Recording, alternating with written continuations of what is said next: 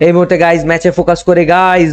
focus করে আমরা এনকে সাথ দেয়ার ইন আ ফাইট এনকে সাথ ডাবল স্নাইপার শট কানেক্ট কর ট্রাই নকটন বের কর ট্রাই 129 দিছে একটা শট নিডেড ওয়াল ব্রেক করতে হবে কাফি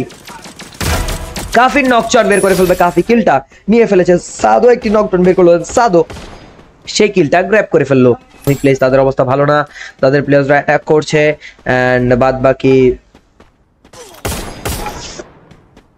let's see guys let's see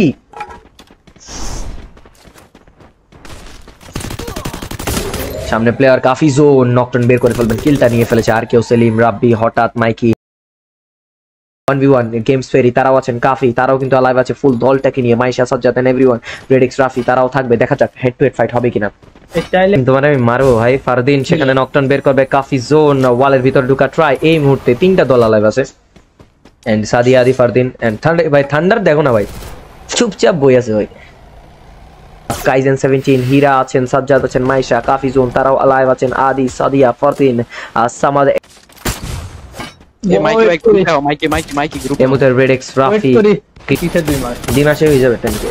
and ফারদিনকে কিলটাও grab করে ফেলা হবে বাট রেডিক্স রাফি প্লে জোনে নকডাউন হয়ে গেছেন কাইজেন সেখানে রিকল করতে পারবেন কিনা দাগ তাকে রিকল করা ট্রাই ফিমেল বান্ডেল নিয়ে কিন্তু এগোচ্ছেন রাফিকে শাটডাউন হয়ে যেতে হবে ফ্রন্টের সাইডে সাজ্জাদ তারাও আছেন আপনি কি